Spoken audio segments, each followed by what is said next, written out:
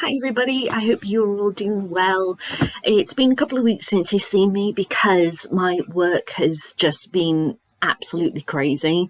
I am now doing I've already started last week the transition to my new job, so I'm not doing two things at once, which means a lot of work, a lot of pressure, stress, all that jazz, a lot of bags under my eyes, and just trying to get through it really. Plus my internet decided to go absolutely batshit crazy this week, which has been so much fun to have to deal with at the same time. And yeah, I'm just like, I'm not happy with my provider whatsoever. I've been with them for 10 years and it's just, this is absolutely ridiculous. And because I'd had 2 days worth of technicians coming out Wednesday, Thursday. Wednesday, I lost connection. They've got a record of me having lost internet connection 182 times, okay, for that day. And that first technician who came out, he witnessed it and he was like, this is ridiculous, what is happening? We have to call another technician out. The other technician came on Friday. Internet was absolutely fine, and because of that it passed all the tests. And then I got a text later going, we fixed the problem, when he told me he didn't fix the problem. It was literally that every test came back fine because the internet was working that day. So yeah, I have no idea if I'm going to have internet with me going into the new working week. I'll probably have to commute to the office each day or something, and I'm just like, oh God's sake, I don't need that as well. I've gotten used to working at home, and if I've got no internet, that's just going to drive me insane. So yeah, I've not been happy with my provider for quite a while, and I think it's time for me to just bite the bullet and just go, no, I'm leaving and find another provider. But that's, adult headache that I have to deal with. And funny enough, I've actually got a headache right now. I've woken up with a headache. Oh boy.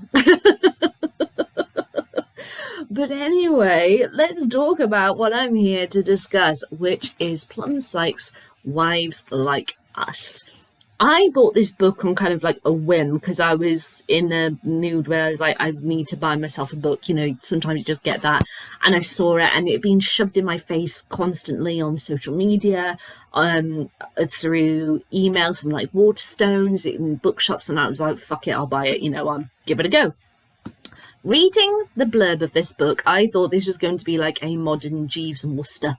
I like Jeeves and Wooster. I do. In case you don't know what the hell I'm talking about, Jeeves and Wooster was a series of short stories which have been, made into TV shows and radio plays and theatre plays and such, which follows Jeeves and Wooster, who are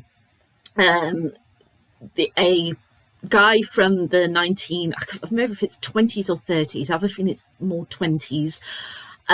Who's quite rich, but he's not that smart, and he ends up getting caught up in these like crazy scenarios. And his butler, Jeeves, end up helping him out with various situations and solving problems, because he is a lot smarter, he's a lot more level-headed, and because he's a butler he can go here, there and everywhere and people don't pay much attention to him. And yeah, so it's the rich kind of, I don't like to use this word, but in a way, rich idiot getting into a load of trouble, and his smart butler, lower class servant helping him out. But the thing is with Jeeves and Wooster is that it's completely endearing, because he totally recognises that without his butler, without Jeeves, Wooster would not be able to function. They have this weird relationship where Jeeves is always kind of like put down because he's always reminded by Wooster and all of his weird, rich yet completely idiotic friends, that they are a higher class than him, therefore they are better than him. But he always stays true to looking after the man that he's been employed to look after. He will do anything for his employer, and I like that dynamic. If you've ever seen a TV series, I've only seen bits of the TV series, just to be clear here. I love the radio dramas that I've listened to quite a few times.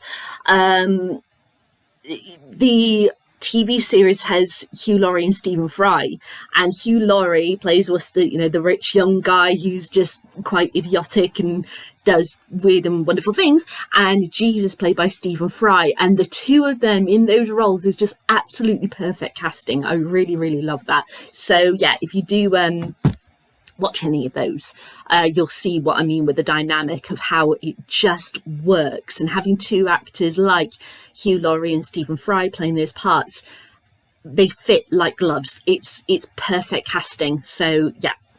So anyway, that's 5 minutes in. That's what I thought this book was going to be like, a modern take on Jeeves and Wooster, because it's about a butler called Ian and his employer Tata, who has a daughter called Minty, and they live in Oxfordshire in, is it Minton Bottom? Sorry, I'm getting my Monkton Bottom, that's it. It's because Minty and I put Minton Bottom, right? So there's so many names in this. This is one of the things I'm going to talk about. But yeah, so there is Little Bottom, Middle Bottom, Great Bottom, and Monkton Bottom. And Tata and Minty live in Monkton Bottom Manor, but they move to the old coach house. Okay, so the reason why they do that is because Tata's husband, Brian, has just run off to Venice with a supermodel, a very young supermodel, and she's having a bit of a crisis, and she tries to get support from her wealthy friends who live in the other villages, bottom villages, and such, but they have their own problems that are going on, and there's a lot of stuff going on, the farcical being in places where they shouldn't be, things getting muddled up, etc. So thus, if you know Jeeves and Wooster, you know why I thought, okay, this is a modern Jeeves and Wooster. It kind of is, but at the same time, it's not. I had to DNF this book. I couldn't do it. I was just like, oh my God, I didn't know if it was because I've been going through such crazy crap with work and my internet going mad, and this, that, and the other, or what, but I just couldn't do it. And here is a few of the reasons why. Number one, you have no likable characters apart from Ian. Now, again, you could say the same thing about Jeeves and Wooster, but as I said, deep down in the depth of Jeeves and Wooster, you have that thing that the two of them need each other. They depend upon each other, and there is a true bond between the characters. You could argue there's kind of like that with Tata and Ian, but I couldn't stand Tata. I couldn't stand Minty. I couldn't stand any of her friends. The only character who I liked was Ian, and it was just like, okay, so I have to follow lots of characters because there's lots of them throughout all of their various things that are going on, and I do not give a shit about any of them apart from Ian. That's not a good start. Secondly, there are too many characters. I got lost. I forgot which child was related to which person, and because you're flipping back between different locations, different scenarios, etc., my brain got frazzled. Now, Jeeves and Wooster does the same kind of thing. It's, people being put in the wrong places, overhearing wrong thing, that, this, that, and the other. But that really works in a short story context. And this is like over 300 pages long. It's too long for that kind of style. I personally feel it's just, it's awkward, it makes it clunky, and you've really got to pay attention. But for me, when I'm reading a book, even though, yes, obviously I'm paying attention to the plot, at the same time, I don't want to be to the degree where I'm wanting to write down notes to keep track of where I need to be with people. It then causes the plot to stall, which is the third problem. As you go through this book and the various scenarios, the whole initial plot of, with Tata's husband and him going off with the supermodel and what she needs to get done and all this lot gets completely lost and tangled up with everything else. To the point, right, which plot am I meant to be paying attention to most here? Because I'm confused. There's too much going on. Yes, I completely enjoy, satirical stuff and things getting muddled as part of the plot, but you need to have one key plot and things happening, and it didn't work that way.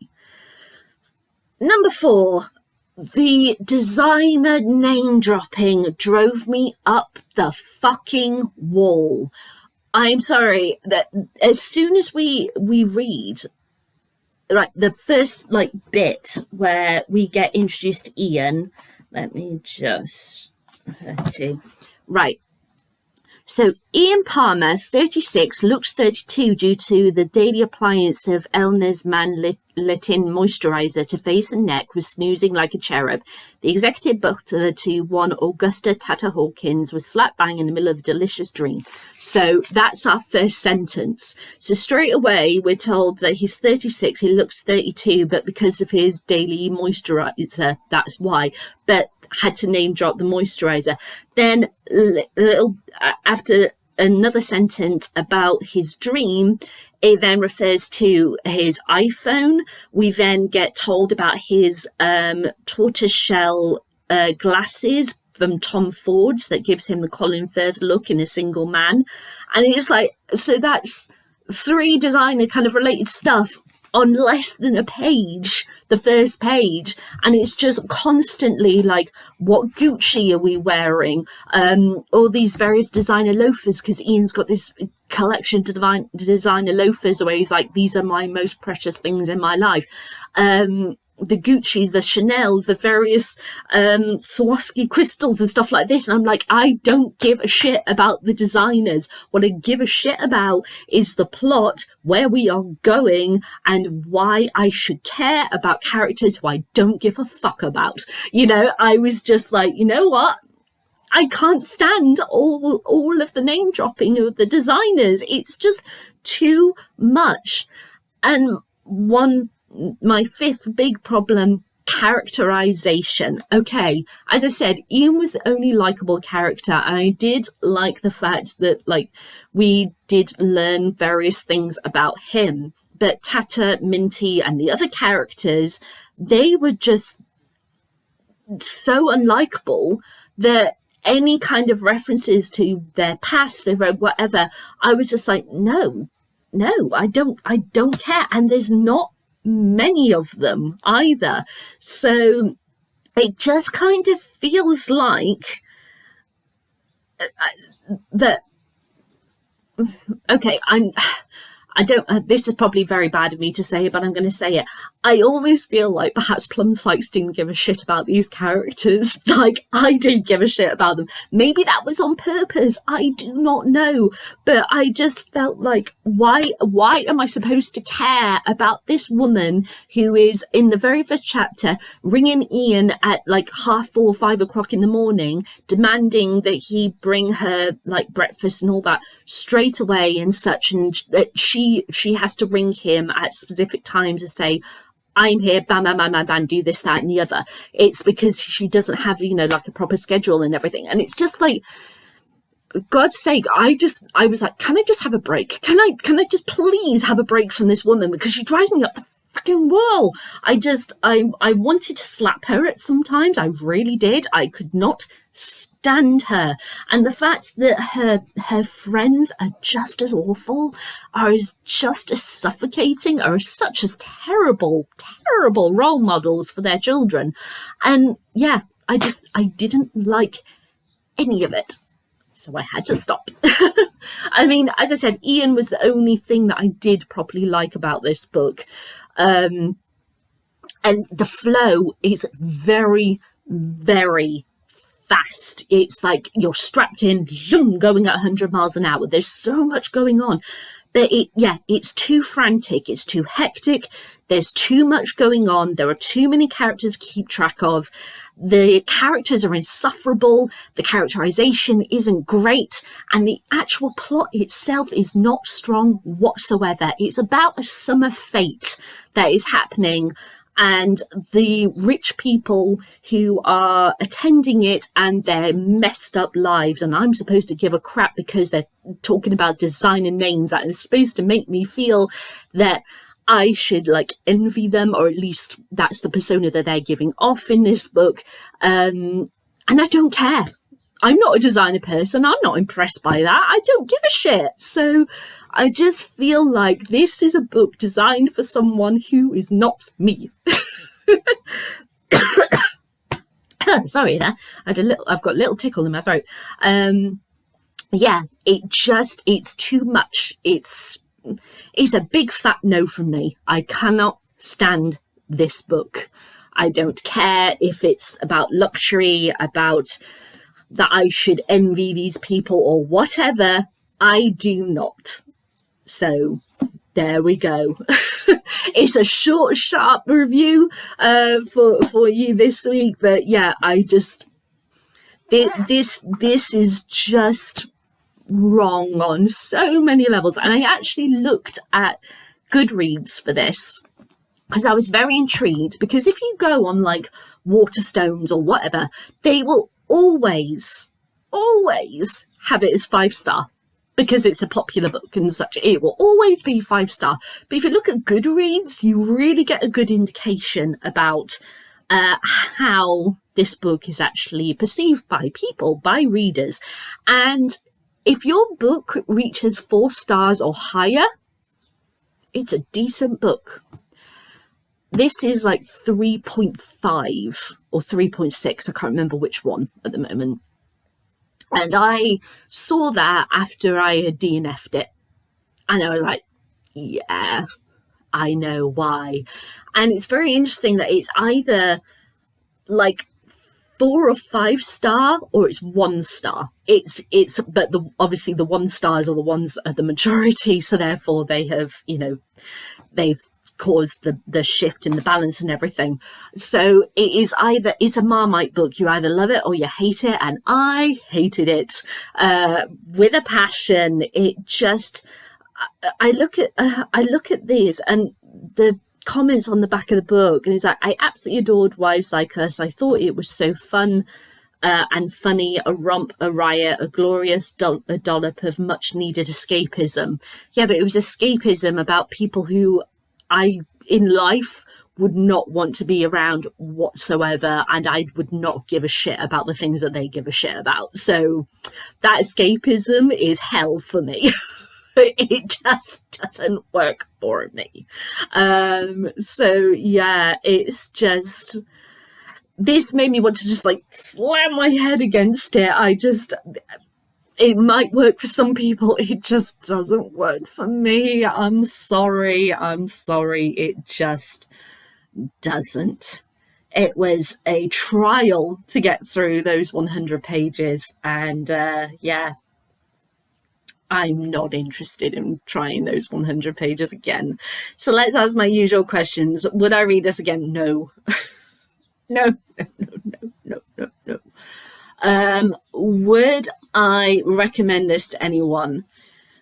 Okay, so this has been compared to Crazy Rich Asians, and weirdly enough, the author of Crazy Rich Asians has actually got a review here on the front cover. And people have said on Goodreads that if you like that show, then you most likely like this. You give a shit about designers and such, and a rich luxury life, which is pretty much like empty, then you will enjoy this book. I personally wouldn't recommend it to anyone who I know in my life. But I don't know if I knew that one of my friends or whatever enjoyed something like Crazy Rich Asians, I might say, well, you might like this, but I didn't give a crap about it. Would I read any more of Plum Sykes's books? Right. My gut is saying no, but I always give authors another chance, especially if I have never read any of their works before, and I have never read any of Plum Sykes's works before. So it's only fair that I would give her another chance, but I have absolutely no interest in reading one of her other books right now.